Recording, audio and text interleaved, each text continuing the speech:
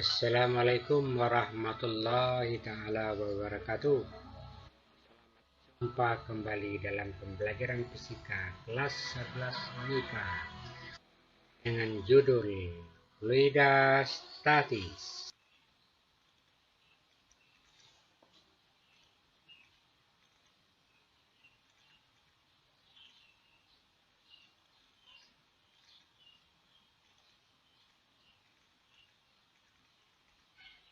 Pendahuluan mengenai pengertian fluida statis, ya.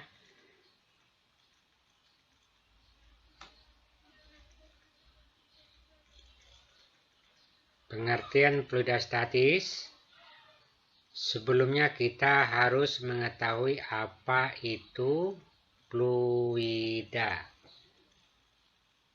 Fluida adalah zat yang dapat mengalir.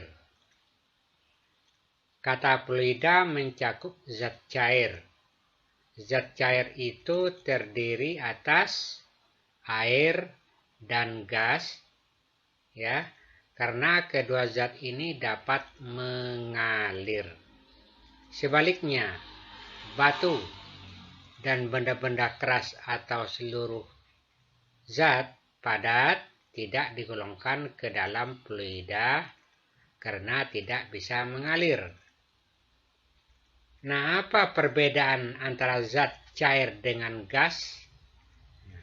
Perbedaan zat cair dengan gas terletak pada kompresibilitasnya atau ketermampatannya.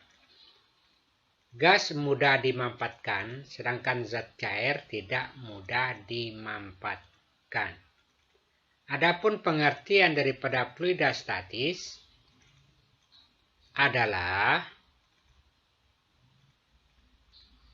fluida yang berada dalam fase tidak bergerak atau diam, atau fluida dalam keadaan bergerak tetapi tidak ada perbedaan kecepatan antara partikel fluida tersebut, atau bisa dikatakan bahwa partikel-partikel fluida tersebut bergerak dengan kecepatan seragam sehingga tidak memiliki gaya geser.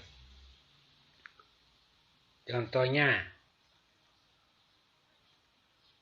air sungai, ya, itu memiliki kecepatan yang seragam.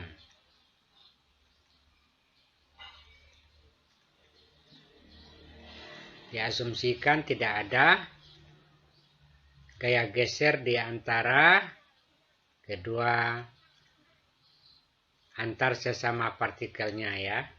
Lanjut. Contoh, fenomena fluida statis dapat dibagi menjadi statis sederhana dan tidak sederhana. Contoh fluida yang diam secara sederhana adalah air di bak, air di dalam baskom yang tidak dikenai gaya oleh gaya apapun, seperti gaya angin, panas, dan lain-lain yang mengakibatkan air tersebut bergerak. Yang kedua, contoh fluida statis yang tidak sederhana adalah air sungai yang memiliki kecepatan seragam pada tiap-tiap partikel di berbagai lapisan dari permukaan sampai ke dasar sungai. Kita masuk pada kegiatan B tentang sifat-sifat fluida. Sifat-sifat fluida dapat ditentukan dan dipahami lebih jelas saat fluida berada dalam keadaan diam atau statis. Nah, sifat-sifat fisis fluida statis ini diantaranya adalah 1. Massa jenis. massa jenis. Kadangkala kita perhatikan orang banyak mengatakan bahwa buah manggis lebih berat daripada kapas, atau besi lebih berat daripada plastik. Apakah benar demikian? Apakah benar demikian? Nah, hal ini tidak seluruhnya benar, karena semua itu tergantung ukuran dari masing-masing benda. Tergantung kepada kepadatan benda masing-masing tersebut. Nah, dalam fisika, ukuran kepadatan ini disebut dengan densitas. Nah, benda homogen disebut massa jenis. Ya, dalam fisika, ukuran kepadatan densitas benda homogen disebut massa jenis, yaitu massa persatuan volume. Secara matematis, massa jenis dituliskan sebagai berikut. Rho sama dengan massa dibagi volume. Ini rho simbol daripada massa jenis sama dengan massa benda itu dibagi dengan volume benda. Rho massa jenis atau densitas, yang satunya kilogram per meter kubik. M massa benda, satunya kilogram. V volume benda, satunya meter kubik. Nah, ini beberapa contoh tentang densitas atau density dari kerapatan massa masing-masing benda. Ada air, aluminium, baja, benzena, besi, emas, es, gliserin, kuningan, perak, platina, raksa, tembaga, timah hitam, dan lain sebagainya. Ini masing-masing mempunyai massa jenis yang berbeda. Masing-masing mempunyai massa jenis yang berbeda atau density yang berbeda. Kita masuk pada yang kedua tentang tekanan. Secara konsep tekanan, penerapan konsep tekanan dalam kehidupan sehari-hari, misalnya pada pisau dan paku. Ujung paku dibuat runcing dan pisau dibuat tajam untuk mendapatkan tekanan yang lebih besar, sehingga lebih mudah menancap pada benda lain. Ya. Pisau itu lebih mudah menancap pada benda lain ketimbang paku. Nah, jadi tekanan adalah gaya yang bekerja tegak lurus pada suatu permukaan bidang dan dibagi luas permukaan bidang tersebut. P sama dengan F per A. F gaya, satunya Newton, A luas permukaan meter pangkat 2, dan P adalah tekanan Newton per meter atau Pascal. Oke. Kembali ke poin ketiga tentang tekanan hidrostatik. Perhatikan gambar. Ada gelas kosong di atas telapak tangan berisi air 1/4-nya, dan yang gelas ketiga berisi air 3/4-nya. Nah, manakah yang paling berat? Tentu yang paling berat di sini adalah gelas yang berisi air. Sedangkan gelas yang tidak terisi air terasa ringan. Nah, peristiwa tersebut menunjukkan bahwa air atau zat cair memberikan gaya tekan yang arahnya ke bawah kepada telapak tangan. Nah, pada fluida diam, tekanan pada suatu titik disebabkan oleh gaya berat. Ya. Tekanan pada suatu titik disebabkan oleh gaya berat fluida yang di atas titik tersebut.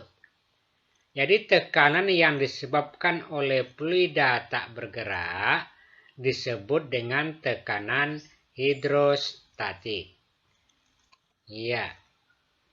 Perhatikan gambar ini. Titik A terhadap titik B mempunyai ketinggian atau kedalaman sebesar H. Berapa volume gelas ukur ini? Volume gelas ukur adalah luas dikali ketinggian atau kali kedalaman. A dikali H. Jadi volume fluida yang berada di atas titik B adalah V dengan A dikali H. Dengan A adalah luas penampang wadah, H adalah kedalaman atau ketinggian. Nah, massa fluida di atas B adalah massa sama dengan massa jenis dikali volume atau massa jenis dikali luas permukaan dikali kedalaman. Nah, sedangkan gaya berat yang diberikan fluida itu F sama dengan M dikali G. F sama dengan M dikali G. Di mana M tadi sama dengan rho dikali A dikali H. Jadi rho A H dikali G.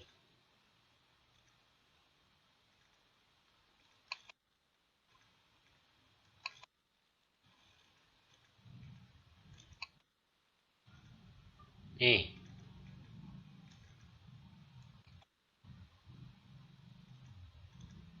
Ini sama dengan M. Gitu. Apabila besarnya tekanan fluida di titik B adalah P sama dengan F per A. F per A. Maka dapat diartikan tekanan P sama dengan rho kali G dikali H. Rho sama dengan massa jenis fluida, satunya kilogram per meter kubik. G percepatan gravitasi, satunya meter per sekon pangkat 2. H kedalaman fluida dalam satu wadah, yang satunya meter. Oke. Kita masuk poin keempat, tekanan total atau tekanan mutlak. Perhatikan gambar. Jika tekanan udara luar ikut diperhitungkan, seperti pada gambar ini, besarnya tekanan total atau tekanan mutlak pada satu titik di dalam fluida adalah. Jadi tekanan totalnya di titik A adalah sama dengan tekanan udara luar ditambah dengan rho G H.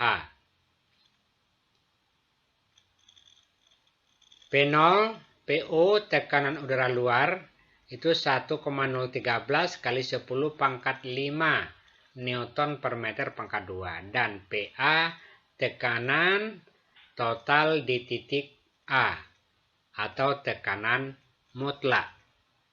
Jadi tekanan mutlak itu adalah tekanan udara luar ditambah dengan tekanan hidrostatika. Hukum pokok hidrostatika ada 3 buah titik dalam suatu akuarium gelas ukur, titik A, B, C. Tekanan hidrostatik di semua titik yang terletak pada suatu bidang mendatar di dalam satu jenis zat cair besarnya sama. Jadi PA sama dengan PB sama dengan PJ. Oke, perhatikan ini. hukum utama tentang hidrostatika tadi. Ini sini menyatakan bahwa semua titik berada pada bidang datar yang sama dalam fluida homogen. Memiliki tekanan total yang sama. Jadi walaupun bentuk penampang tabung berbeda, besar tekanan total di titik A dan di titik B itu adalah sama. Jadi PA sama dengan PB. PO ditambah ρ1 GH1 sama dengan PO tambah ρ2 GH2. Nah, di sini mana yang dicoret? G-nya dicoret. Kemudian, apa lagi? Dicoret. Tinggal lagi ρ1 H1 sama dengan ρ2 H2. Hukum Pascal yang kelima. Mengapa ketika kita memompa sebuah ban sepeda, ternyata ban menggelembung secara merata?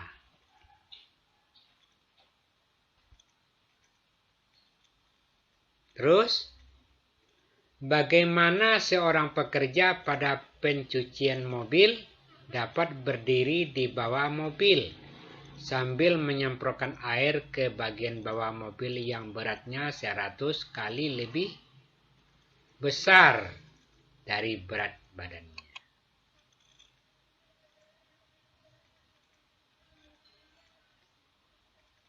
Jadi dalam hukum Pascal dinyatakan bahwa tekanan yang diberikan pada zat cair dalam ruang tertutup akan diteruskan ke segala arah dengan sama besar. Jadi kita tekan di penampang 1, maka dia akan diteruskan ke segala arah sama besar. Secara matematika, F1 per A1 sama dengan F2 per A2. Atau F1 sama dengan diameter penampang 1 dibagi diameter penampang 2 pangkat 2 dikali dengan gaya yang ada penampang kedua tersebut. Sekian, terima kasih. Wassalamualaikum warahmatullahi wabarakatuh.